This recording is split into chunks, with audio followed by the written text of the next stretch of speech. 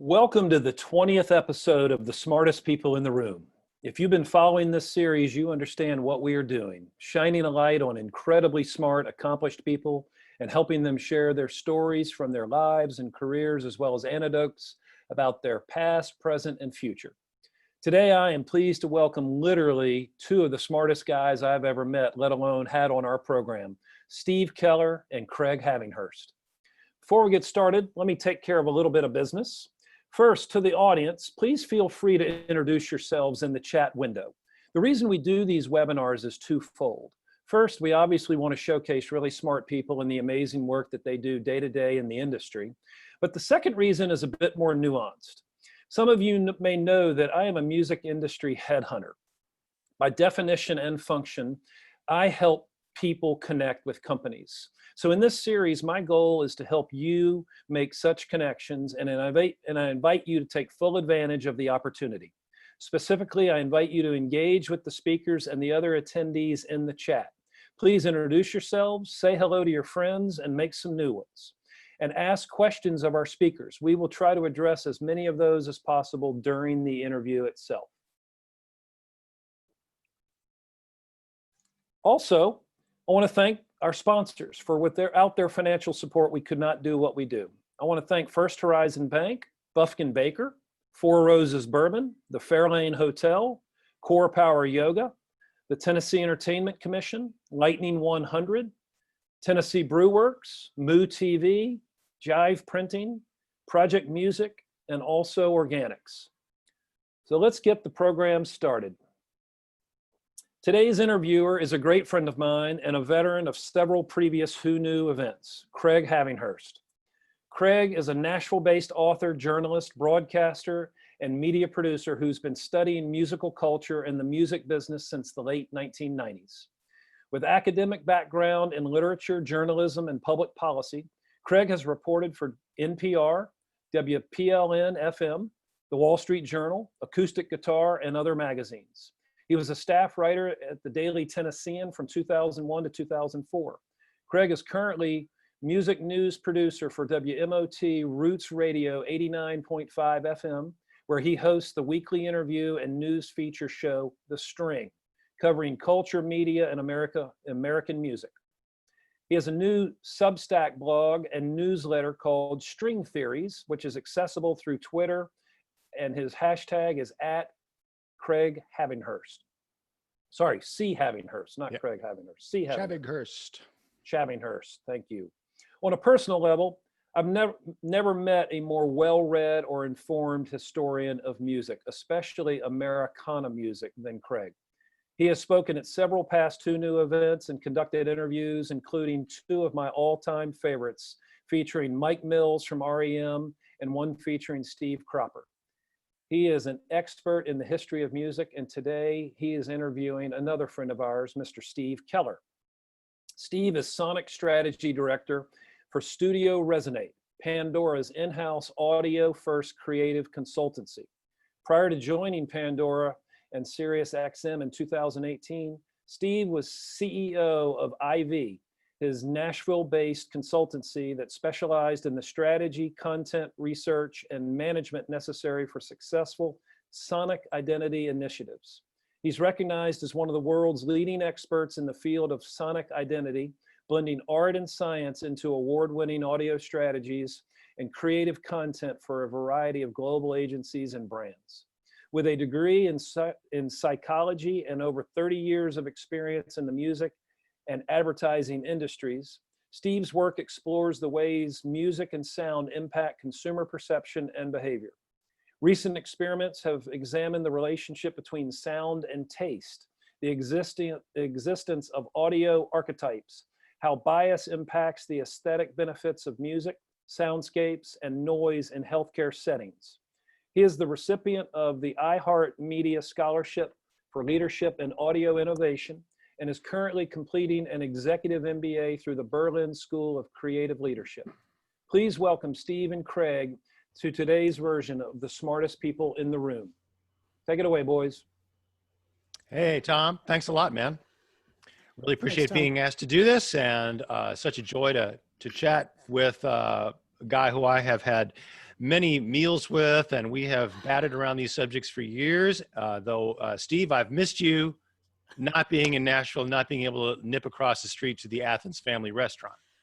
I'm the same boat. It's a joy to have time to share this conversation, with everyone. But I do miss the opportunity to just hop in the car, meet you for a bite to eat like we used to do on breakfast. And unfortunately, these days, that would even be hard, even if I was living in Nashville. It's another world out there right now. Well, good to see you today. Let's start with sort of some basic terminology of your field. What is audio branding? Well, audio branding, I think the simplest way to describe that is, to talk about its other counterpart, which is visual branding. So most brands, we're aware they've got a visual mark. It might be a logo. Maybe they have a typeface, a font. They usually have standards in place for their brand colors, and they use these images and symbols and icons consistently, because that's a way to immediately visually recognize them when you see them. And so audio branding is essentially the same thing that visual branding is for your eye. It's just to your ear. So brands develop themes. Back in the day, we might have called those jingles. They have audio logos, these little mnemonic devices that we all recognize, Intel, bum, bum, bum, bum, bum, or T-Mobile, ba-da-da-da-da, or ba-da-ba-ba-ba for McDonald's. But it's more than that. There's also a brand of voices that are used on a regular basis. We all know Dennis Haysbert, the voice for Allstate. He's part of their sonic identity. Right. And so you think of sound across the entire brand spectrum and how you identify the brand with sound. That's sonic identity. This is all based on the premise that sound has a unique claim on our psychology and our emotion. And from learning about this from you over the years, it sounds like it is a link that it took a longer time for industry and corporations to appreciate, and that there was something very primal about using sound to make impressions. What can you talk about that link between sound and emotion that you all are making, use of? Sure. Well, to your point, yeah, I think it's only been, in the past 20 years, and quite honestly, probably in the past 5, where there's been a lot more emphasis on using sound to create an identity. There are brands that have been doing it for years. One of my favorite ancient cases, if you will, is the Wheaties, the old Wheaties jingle. And that back in the day when Wheaties was first introduced, it almost disappeared because nobody was buying it. And in an early market research, someone happened to notice that where Wheaties was selling were in the markets where they were using this jingle on the radio. And so they started using the jingle, the sales went through the roof, and Wheaties was saved. But the reason why we use sound the way we do is because, to your point, it's quite effective in a number of areas. First, it's a very effective memory device. And probably our ancestors, before they were writing out our tribal histories, they were chanting and singing these histories to each other. There would be certain things that were used to communicate with tribes, drums, sound, before there was, wireless. That was kind of the original wireless communication. And this is why we teach the alphabet to kids. Exactly. With a melody. C, D, E, F, G. Yeah, with the Twinkle, Twinkle, Little Star melody. And so we know that it's a very powerful memory device. And interestingly enough, in a lot of research, particularly with Alzheimer's patients, we're finding ways in which sound and music in particular triggers and evokes memories. And you can see Alzheimer's patients literally come alive and are much more present because of the the memory areas of the brain that sound is stimulating. But in addition to memory, we also know that sound impacts our physiology. There are chemical cocktails that go off in our brains, dopamine, which is very pleasurable, which is why we like to listen to music over and over again, particularly music that is associated with an important event in our life. Oxytocin, which happens when a lot of times we're singing together or moving in time with the music, creates feelings of belonging, increases prosocial behavior. So there's these chemical cocktails that are happening. And then on the emotional side, there's a wealth of research done on the building blocks of sound, such as modality, tempo, dynamics, the complexity and harmony, whether it's dissonant or consonant, all relate to evoked emotional responses. So we can actually impact our emotions with music and sound, which is why very often we'll use music to regulate an emotional state or a mood state. Right, meaning we just general people. That's Yes. why we are attracted to music, and we'll use it almost as self-med. I've heard it referred to as self-medication, and we are literally seeking those chemical cocktails, whether we know it or not. Reassurance, even something that helps take us further down the road of something difficult and dark. People listen to hard music, harsh music, sad music when they're sad in order to kind of create this stimulus that's very complicated that we don't really fully understand, but it's magic.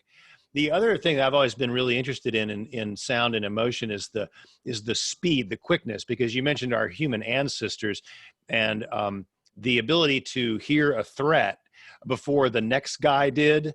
Right. A twig in the grass, a tiger coming at you, was in fact over thousands, tens of thousands of generations, truly selected for the human race that had a rapid fire reaction to sound, and it was hardwired to our some of the most basic parts of our brainstem. So when you hear a sound, even if it's a ordinary sound, or especially if it's an alarming sound, cues in music, part of that signal is going to our emotional centers where we have involuntary reactions. We do not control them. Meanwhile, other parts of that sonic signal travel to our frontal cortex where we have reasonable thought processes about them. We have intellectual reactions. And those two things going on in harmony, or sometimes not in harmony, are really important to hooking people. Yes. Yeah. I think a lot of times if you think about the relationship of lyrics to music, that there are a lot of times where artists will play on things that are incongruent. Something that may feel like a dirge, and yet the lyrics are communicating something very happy.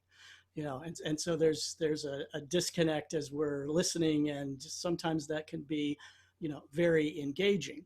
But as humans, we tend to want to have something that is congruent. So we seek things out that are either congruent with a mood.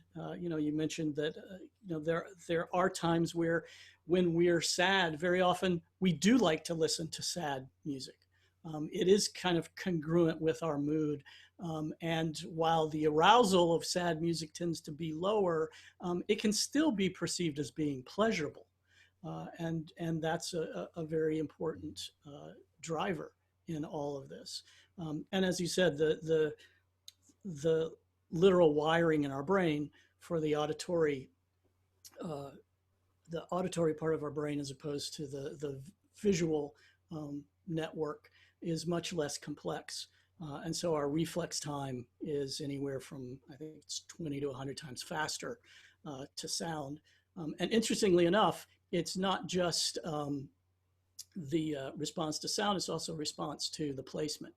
We found that actually if we put warning signals behind you, it will probably gather a bigger jolt of cortisol, that's startling from something from behind. So, automotive companies have looked at this, where do you put these sound signals if you're trying to alert someone or wake them up, and why very often we're surprised when somebody comes up behind us and yells instead of if we're looking at them and they do it. You mentioned earlier in your introduction, the concept of audio archetypes was mentioned. What's an audio archetype?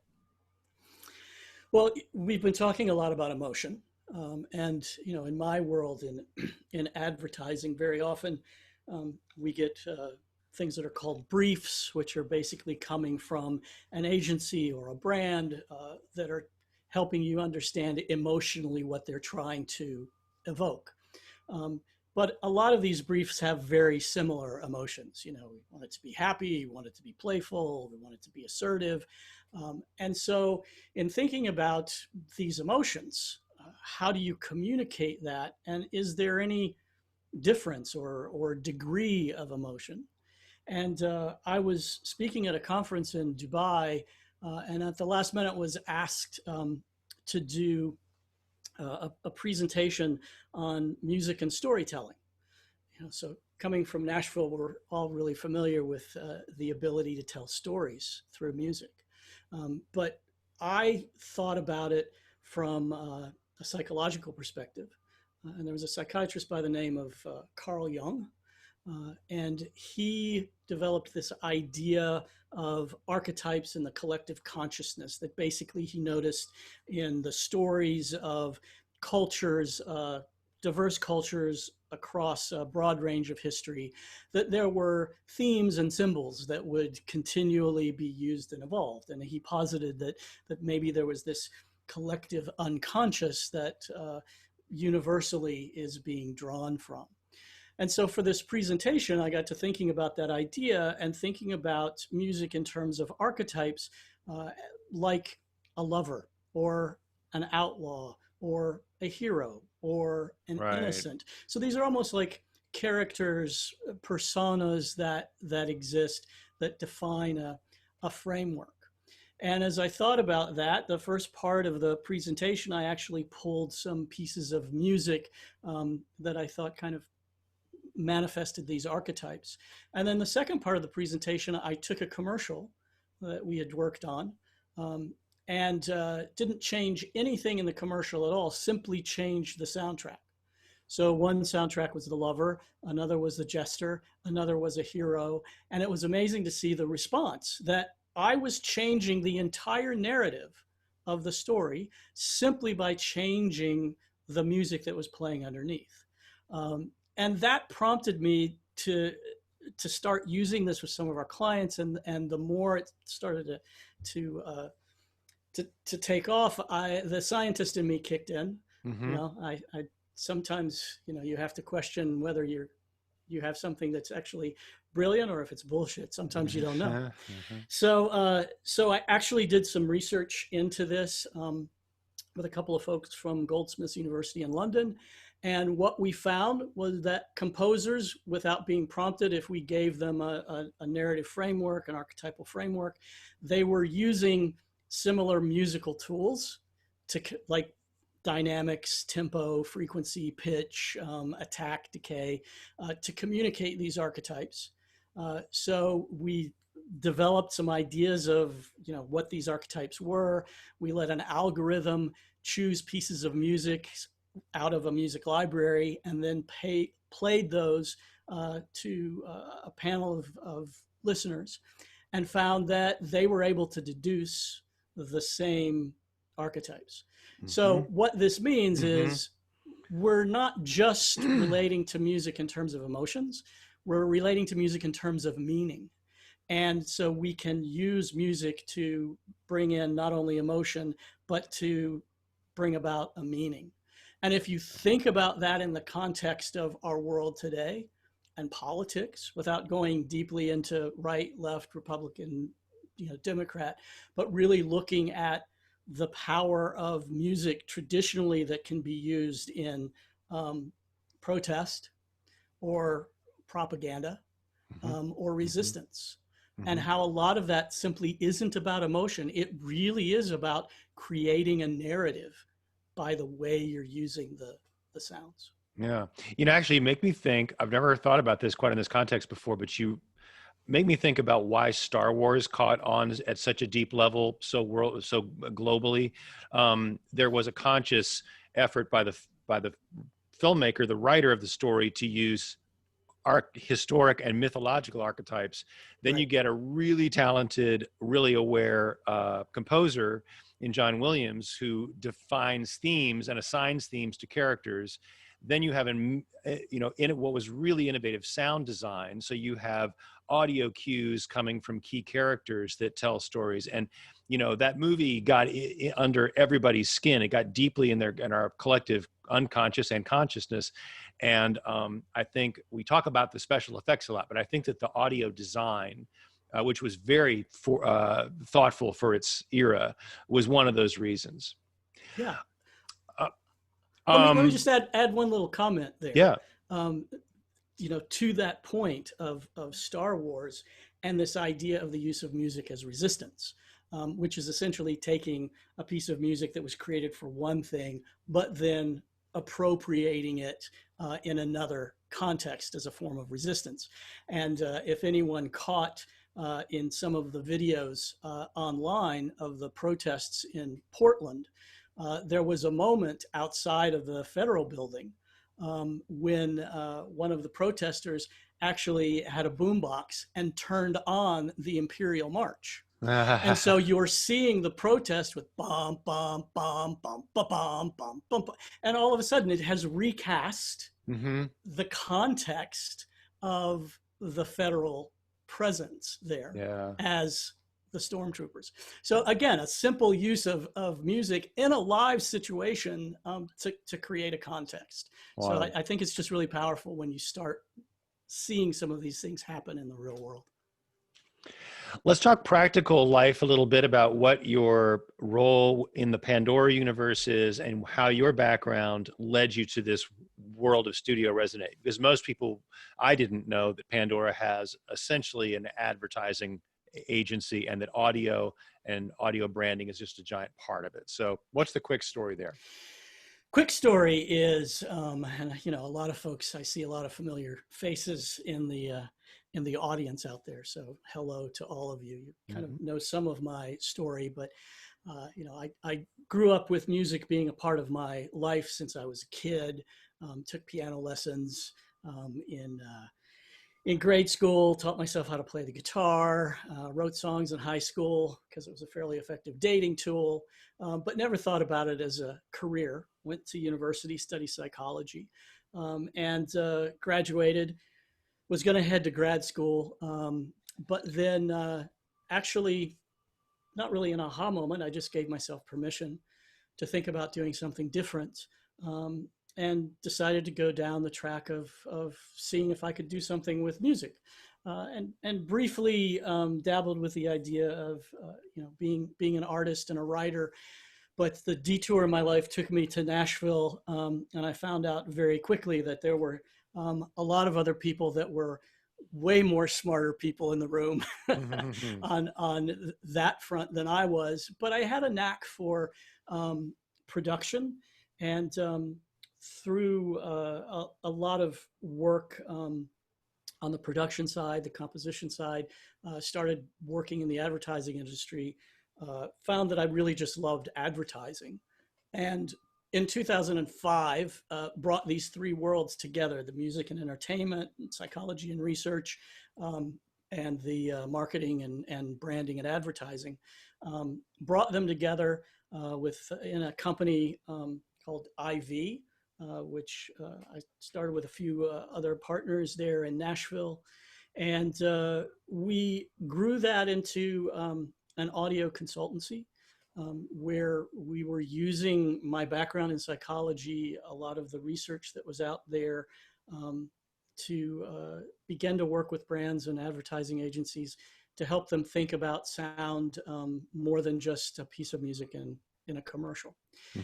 And so that company continued to evolve, and we worked on a lot of fascinating projects and worked with a number of brands internationally as well.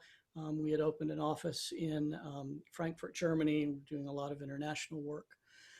And then as as my career in IV continued to develop, I was starting to look at where we were going to go, what was the next phase of things. And in a speaking engagement a few years ago, I'd met someone from Pandora.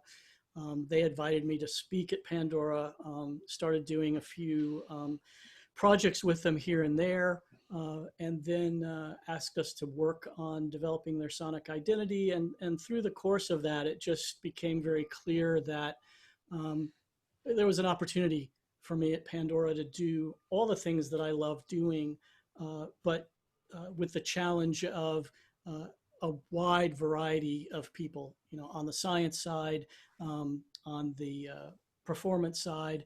And so I was hired December of 2018, moved here to Oakland, and Pandora started Studio Resonate, which is, as you said, it's their audio first creative consultancy that works with brands on everything from creating spots for them. We've created hundreds of thousands of spots for advertisers to working with them in this field of sonic strategy and sonic identity, doing assessments, developing sonic profiles, creating content, helping them manage their sonic assets and identity as a whole. And it's really exciting, and I feel fortunate to, have had another career evolution at this point into something that is challenging. And you have the wonderful position, I gather, of having a sort of research and development role and a practical applications for clients, that you're able to kind of pursue research and keep a lot of fields open. I'll get into some of that in a second.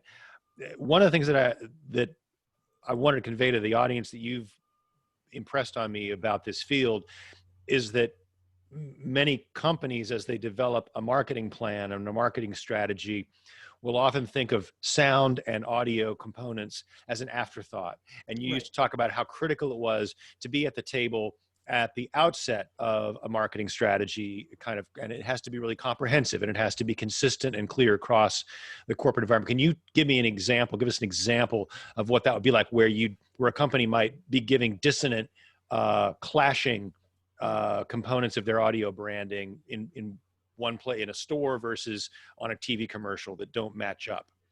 Sure. Well, to that point, very often, agencies and brands will develop campaigns, they'll have things set, and then they get into the editing bay and it's, I need a piece of music to edit against, or I've got a script, I need a voiceover. And so they'll make these decisions. As you say, they're very often last minute. They tend to be campaign specific. A new campaign comes and they'll start again from scratch. If you think, as we were talking about earlier, about a visual identity, every campaign, they're not changing their visual logo. They're not changing their typeface. And to use a very human metaphor, you and I know each other from our voice. If you were across the street and said, "Hey, Steve," I wouldn't have to turn, even look at you. I would know, oh, that's Craig. And from knowing each other, we can tell the extent to which we might be agitated or animated or thoughtful or somber, just by the way our voice is changing, but we're still recognizable. How many times does a brand change their voice through the course of even a year? And to your point, even if they're developing something where consistency in a television commercial or a radio commercial or something on a Pandora platform might sound consistent, you call on hold and you get stuck in the 70s somewhere. Right. And so it's creating all of these places where if every time you spoke to me, I was changing my voice, I sounded entirely different. I mean, think about that. In the real world, you couldn't trust me. Yeah, it would creep you out. It would creep you out at a very primal level. Exactly. And unfortunately, brands are doing this, all the time. And so they need to think much broader. Somebody had asked, I just saw in the chat, about thinking about working across all platforms as opposed to just Pandora specific. And that's the beauty of the work that I'm doing in Studio Resonate, is while it informs work on Pandora's platform, it's really designed to impact every sonic touch point in an audio ecosystem. So that could be the functional sounds on a mobile app or part of the UX, that could be on hold, that could be an Alexa skill, that could be TV, that could be the connected TV ads, it could be what's playing in store, it could be an experiential event. So there's an entire universe where sound can be used, and a lot of brands are just scratching the surface. Right. The remark you made about how we can recognize the voice of friends and family is one of those things that we all take for granted. It goes by so fast that I love dwelling on this point, because if your mom or your sister calls you on even a phone and this bad narrow bandwidth signal of that voice comes through and hits your ear within less than a second, you are recognizing who that is, and all your brain is getting, the only input is basically a timbral frequency spectrum with some frequencies a little louder than others. And my sister's voice is very similar to millions and millions of other women. And yet our brains are capable of picking that up instantly. And it's so important to us being knowing situationally grounded in the world and feeling sane and being balanced psychologically, that it shouldn't just go unnoticed how extraordinary we have. It's a superpower. We have a superpower. Can you mention any of the clients that Studio Resonate has that you're working on? Are you allowed to do that, just to describe us maybe some of the type? Yeah, sure. I mean, we're working with major brands, and some of them are global brands, even though we're only Pandora as a platform with SiriusXM is only available in the US. So we've done everything from working with the Home Depot and helping them build style guides. They already had some pretty well-defined assets in terms of a brand voice and some recognizable audio assets, but they needed help managing that. So we were able to kind of help them build out a style guide. There are a number of brands that I can't mention right now, but we're in the middle of assessments, kind of helping them kind of tease out sonic identity. And then there are brands where we're doing some really interesting work in an area that is an area of specialty for me, which is around the cross-modal applications of sound, which is looking at the way that sound plays with our other senses. Mm-hmm. So I did some work with Propel and looking at how we could play with the association of sound and taste. What do they do? What does Propel do? So Propel is an energy water. It's basically a water that's infused with electrolytes, and then it has some fruit. So it's mainly the audience are athletes, people working out, and so we wanted to play with the flavor profiles in Propel, where there's basically two flavors you become aware of. One is the fruit that they put in, and then the other are the electrolytes, which is basically sodium. So there's a salt there. So we did research into what were the sonic seasonings that would accentuate our perception of saltiness and our perception of sweetness in fruit. So we were able to tease those out to create soundscapes where from our research we knew had an impact on people's flavor perception. Then we created an iPad app that we called Flavor DJ, which had a DJ fader in it, and you could move the fader to the left or to the right. On the left it was the electrolyte soundscape. On the right it was the fruit soundscape. And as people would drink their Propel at these stands at the event, they could play with headphones on with this fader, and you would see their eyes get really wide and they'd turn around and look at you, and it's like, what is this dark magic that you're working here? Because we were changing their perception of the flavor by changing what we were putting in their ears and not what we were putting in their mouth. So, this is fascinating to me because it opens up a whole new world of, potential, what I call sonic interventions. Somebody's diabetic, need to cut sweetness out. Could we put sweetness back in with a playlist? And then, then you get into healthcare and you start looking at some of these other, factors where, you can look at volume and sound and its impact on caloric intake. If you need people to eat more, are there ways that you can sonically influence that? Wow. If you have a restaurant, being aware of the soundscapes playing it's not just music in the background. It can actually have an impact on what you order on the menu.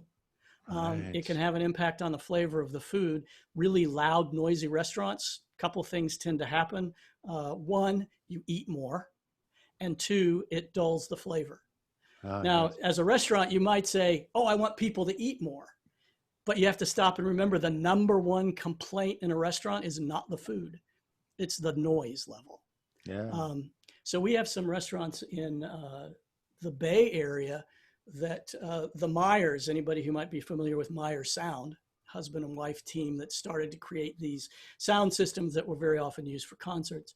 They've developed a system called the Constellation system that can work in restaurants where it's a series of microphones as well as speakers.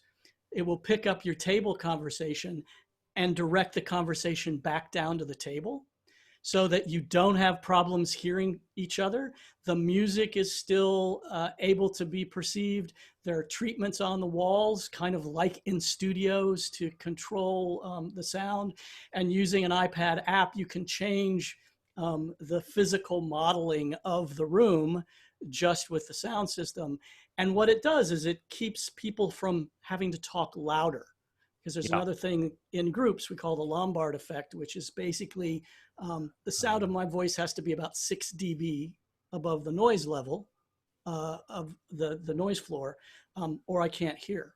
So as we start talking louder, the noise floor rises. We keep talking louder, and this is a way of combating that. That is, as the ability to build microphones and speakers has become, they've been smaller, they're cheaper, they're deployed in these arrays in certain environments like that. I read a long article about that restaurant treatment. And the other thing it can do, like noise canceling headphones, which people are quite familiar with, where it's getting the ambient sound and then creating an out of phase mirror image, which essentially keeps it from registering on your ears as much.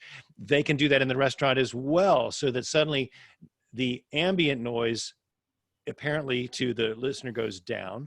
Then they're not speaking as loud, thus creating less ambient noise, and the potential for sculpting an oral environment that is convivial, that makes you relax, that makes you ready to taste the food, and then makes your palate literally more sensitive, is really profound.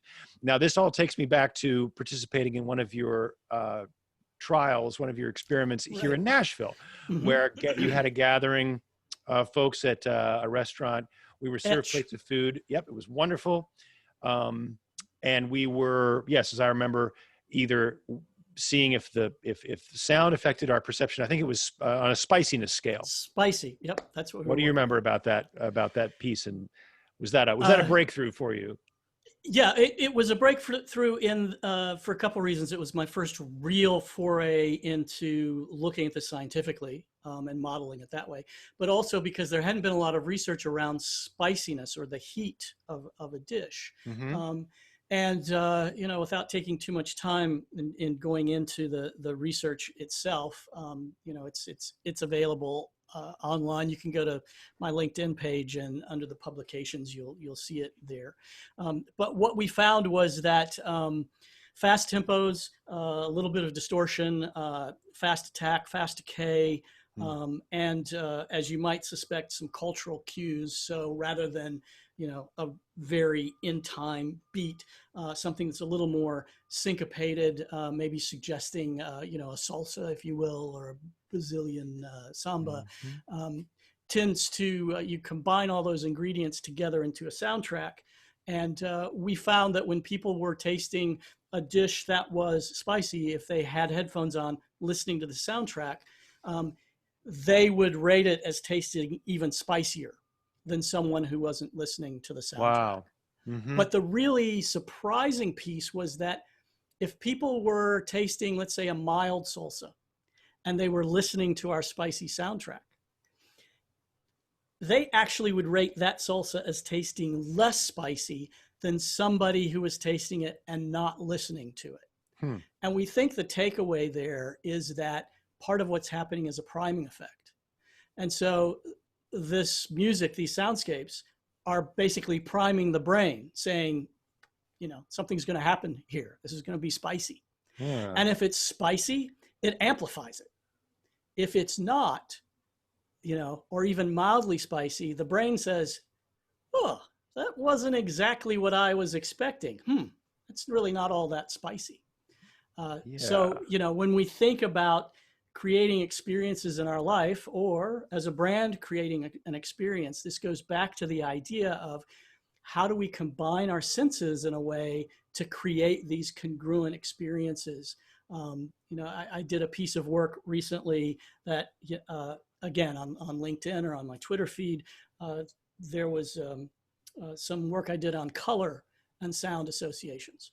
So there's an article posted about some of the science behind color and sound cross-modal associations. And then we developed some playlists based on the 7 visible colors of the spectrum that we see. So there's a ton of research here. And as you can imagine, if you start thinking about healthcare, what are we doing with alarm sounds, alarm fatigue, ways that we can use I've seen sounds, talks on this. All of that. The phenomenon in hospitals where when alarms, if they are similar and they go off all the time, the staff begins to tune them out. Yes. If they have the wrong timbre, they can either people can overreact or underreact. And this is really cutting edge stuff that is truly, over time would save lives for real. It's profound. And I have to give a shout out to Joe Schlesinger, who works at Vanderbilt University, who's doing a lot of work right now in this world of alarm fatigue, and how do we have sounds that still communicate what they need to the caregivers, but aren't creating this dissonant cacophony that can leave patients with literally post-traumatic stress syndrome. Wow. We've documented that. Yeah.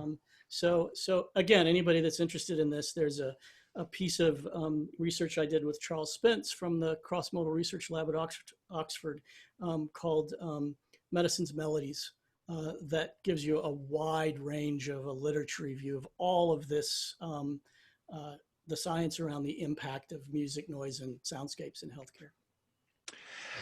So Pandora, most people know it as a streaming service, but it became famous in the industry for its Music Genome Project, which was is still an elaborate system of categorizing individual works of music across a large number of variables that have to do with tempo, with mood, with instrumentation, and that is what they would feed into their algorithms to help you and me find more music that we liked based on our listening habits and our thumbing up and thumbing down individual works. But how did you discover that the Music Genome Project's conceptual thinking and really pretty radical? I mean, it's like the one company that they didn't need to do this, but they've done it. And what did you find that it had suffused the company with? How does that Music Genome Project infuse what you all do? How big a deal in sort of music history is it? Well, I mean, it's a big deal in that, Pandora really was one of the first movers in this space. And through, I'm going to reach around here and grab. Yeah, I was hoping you would. So you know, that is not a Zoom background. That's real. This book You know, Why You Like It, The Science and Culture of Musical Tastes, from Nolan Gasser. Nolan was one of the architects of the music genome. And, you know, as you said, to this day, we still have musicologists on staff who listen to music that gets put into the system and onto playlists and are analyzing it across some 400 plus traits. And that, you know, more than just a machine algorithm, this really is compiled by humans. Now, yes, we do have machine learning in place that's taking some of the output of the music genome experts and helping to scale some of this playlist development. But I say this not because I work at Pandora. I've been a user of Pandora since it first came out. I really do believe that it's got one of the best discovery engines out there. And if you're on the, you know, if you have a premium subscription, you're able to do everything that you can with any other platform as far as selecting pieces of music, your own, developing your own playlists. But then you can turn the genome and the algorithms on to take these playlists or stations that you've created and discover more as a result of that. And it works really well. This is certainly helpful if we're dealing with brands that have in-store playlists. Pandora for Business is one part of the company that develops playlists for in-store or retail environments. Using what we're doing with the sonic strategy to look at identities, we can use that combined with our music genome and our machine learning algorithms to begin to prepare playlists based on a brand's identity, as opposed to just what happens to be popular, you know, at any given point in time, or in some places what was popular 20 years ago. They've just never bothered to update it. But it's very alive and well, and still is the core of some things that we're doing, particularly around emotion and mood, that we're still in the middle of. Cool. Now tell me this, and I've never asked you this before. Is there an ethical component to what you do? Are there ethical kind of understandings in your field, given that you are dealing with things that are manipulative at the emotional level? Are there lines you won't cross, or is audio basically so benign enough on the human condition? It's not going to shock anybody or put them in the hospital. It's not going to terrify them for life. But I'm curious if you run across problems that are like, it doesn't seem like a thing we'd want to run people through in an experiment or subject people to without their knowledge, things like that. Right. Well, I mean, from a scientific standpoint, there are certain ethical guidelines that are already in place. That have to be adhered to, because you can't just have people being guinea pigs without them knowing about it. Human subject research, yeah. Yes, right. Exactly. From an advertising standpoint, I mean, look, let's face it, all advertising at the end of the day is about manipulation. I would even say art to some extent is about manipulation. Yep. It may not be, to sell you a product, but it's certainly meant to change a perspective, to give you a perspective. And so I think some of these questions are personal, but some of them, there are corporate pieces that have to be discussed. And again, I feel fortunate to be at Pandora, where there is a culture that's diverse, that's inclusive, that thinks about these issues. And we talk all the time, are there certain places where we want to be careful about how we use our tools or allow people to use our tools? Certainly in this area where there are a lot of divisions, in terms of politics right now, we made the decision this year going into this campaign that we're not offering sonic strategy services to any specific party. We can talk about sonic strategy in general in a presentation, but we're not working or consulting with any particular party, and we're not creating ads for any particular party. There are ads that run on the platform that advertisers can still purchase, but those are things that we have to be aware of. And I'm always trying to think of how can we use these tools for good? What are ways that we can have a positive impact? And one of the new areas of research, in fact, I just finished an article over the weekend that'll be coming out in the next couple of months, is looking at the idea of the existence of racism in what we hear. Right. And so exploring this concept that I call the sonic color line, which isn't something that I've developed. It's from a woman by the name of Jennifer Lynn Stover, who has a book by that title. If you're interested, I would encourage you to look that up, the sonic color line. But the idea is that throughout history, our listening ear has been taught to hear race in certain ways.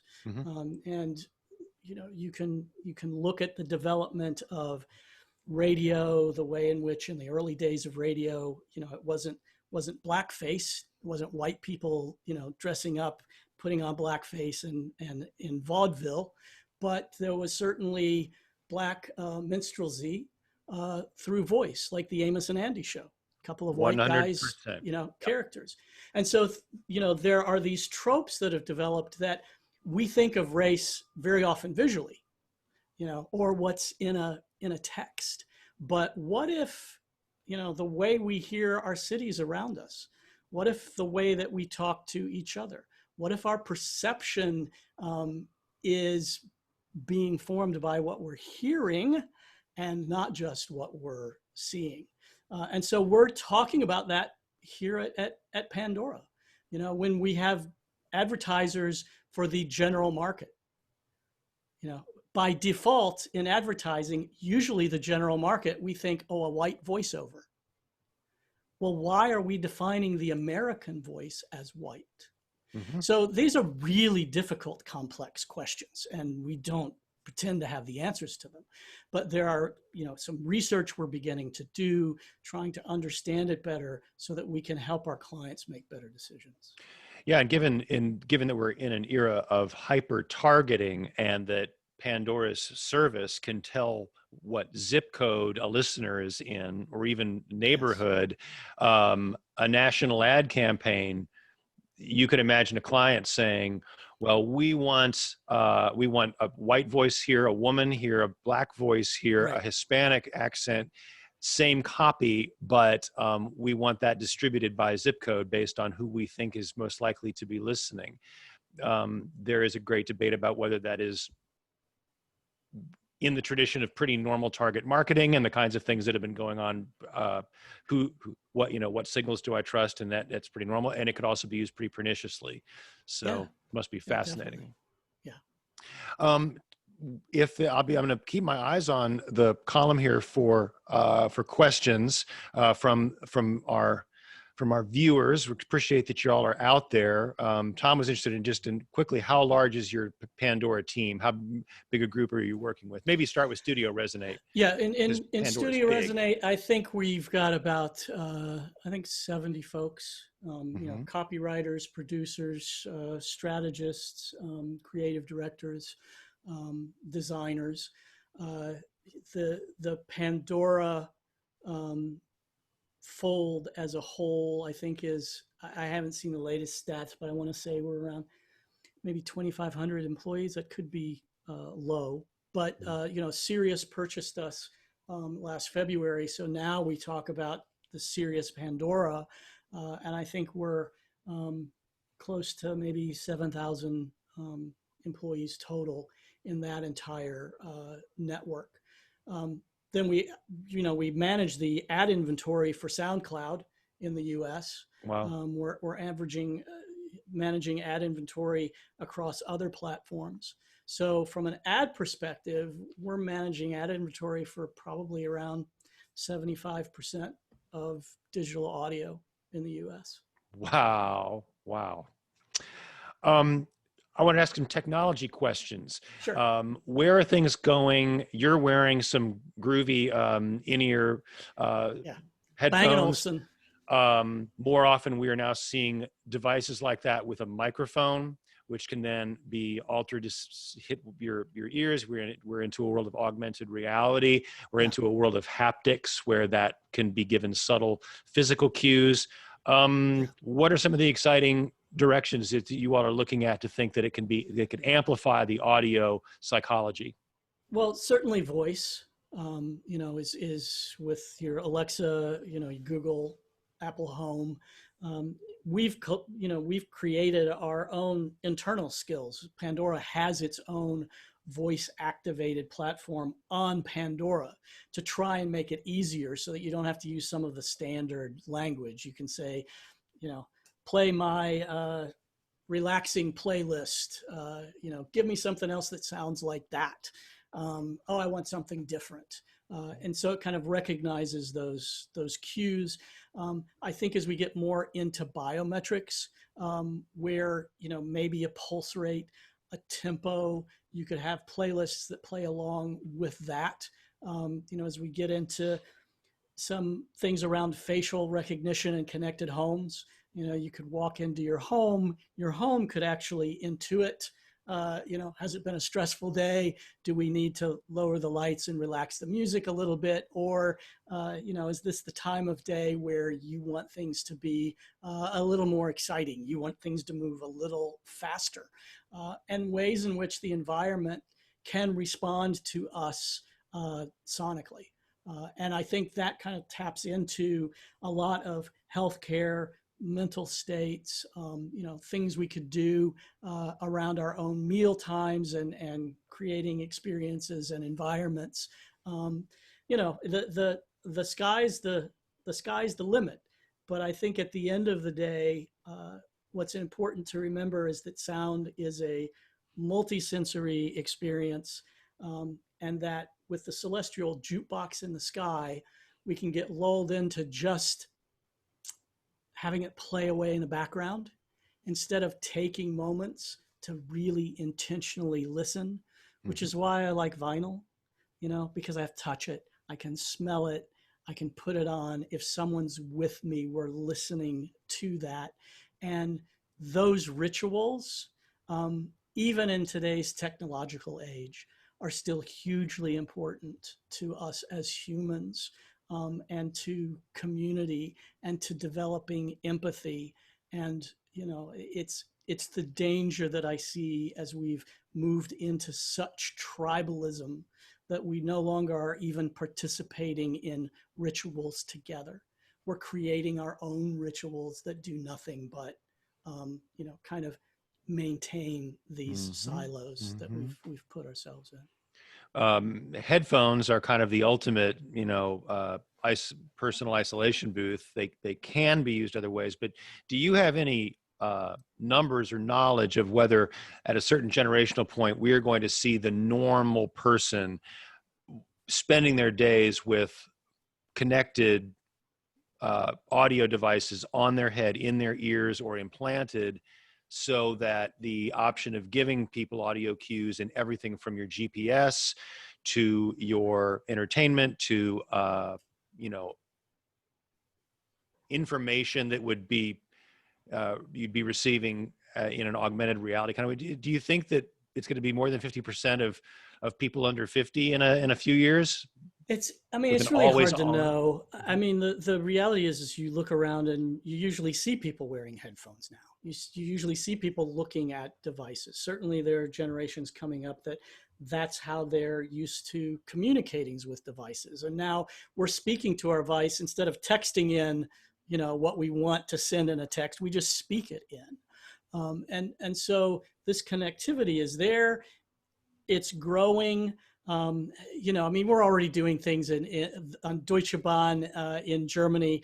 They played with bone conductive advertisements where, as you fell asleep and put your head against the window, the commercial for Deutsche Bahn was actually being transmitted through the glass of the window. Get out! So when your head hit it, bone conduction, you could hear it then. So, there's a lot of this stuff that's being played with now already, and it doesn't, you don't need an implant. But I do think, this idea of using music to regulate, as a potential intervention beyond pharmacology is fascinating, and I think has a lot of potential. Absolutely agree. Charles Alexander is making a note here about Pandora's AMP marketing system, calling it a democratic ad fan building tool. What is that? I have never heard of it. Well, Charles, when it comes to that, he's the smartest guy in the room. That's right. He's smarter than you and I are. He's so, threatening to nudge into the room here. Yeah, Charles, feel free in the chat box to take that question and jump with it. But it's just our way of kind of using analytics, giving some artists, insight into our analytics and ways that they can use that to their benefit. Knowing how they're doing, where things are getting picked up, where they're getting played, and also, not trying to create the typical playlists that are prone to payola, where you're trying to get an influencer at Pandora to create your playlist. That's not how things work here. So to that point, it is much more democratic. Mm-hmm.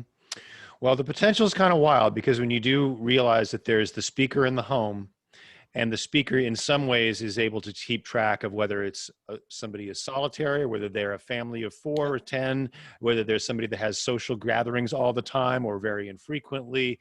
And then there's a feedback loop would begin to develop, and you could find patterns in the data that doesn't have to deal with any individual human and manipulating them or intruding on their privacy, but the data patterns that must emerge about when people listen, under what circumstances, what the various tempos and moods and genres are that they're associating with certain kinds of times of day, life states, mealtime, not mealtime. It would be just fascinating. I mean, there's going to be so much more to learn. So I think we're kind of hitting our hour point, and I've learned a lot. I'm going to just absorb it, but it's been great to talk to you. Maybe Tom's got a question or two before we wrap up, but thanks a lot, Steve. Thank you, Craig. It's always, it's just like talking to a friend. It feels more like that than an interview. So hopefully the folks listening in were able to get something out of that conversation. And certainly feel free to reach out to me, through LinkedIn. Follow me on Twitter if you want. It's AudioAlchemist_. Got to remember that underscore at the end. But just reach out to me. As you can tell, I'm passionate about this and love to talk about it. Great. Well, you guys were amazing, as I expected you to be. You have made me look smart by making good on my advertising claim that the 2 smartest guys in the room would be here today. So thank you. Steve, seriously, it's incredibly mind-blowing to hear what you have to say and to just think about all the ways that sounds impact our lives. With, most of us are just clueless, just kind of going through, just listening to music. So thank you very much for both your research and sharing your knowledge with our fan base. You had a big international audience on today, comments from Costa Rica, awesome. Germany, the Netherlands, London. Great. So thank you. Craig, as always, a pleasure to have you in the room as well. And you both are welcome back anytime you want to come. I want to make everyone aware of this Thursday. We've got 2 incredibly gifted and smart people in the room, and we're going to sort of stay in the world of sonics this week. Dr. E. Michael Harrington is one of the foremost authorities on copyright infringement cases, and he's going to walk you through some interesting observations that he has in that space. Demetria Kalodimos is going to interview Michael. She is one of Nashville's most beloved media personalities and decorated broadcasting executives. She's also a documentarian. And so you're going to learn a whole lot about a whole lot this week on that program. Please tune in on Thursday at the same time. Ladies and gentlemen, that is it for today. Be kind to one another, and please vote on November 3rd. That's it, boys. Thanks.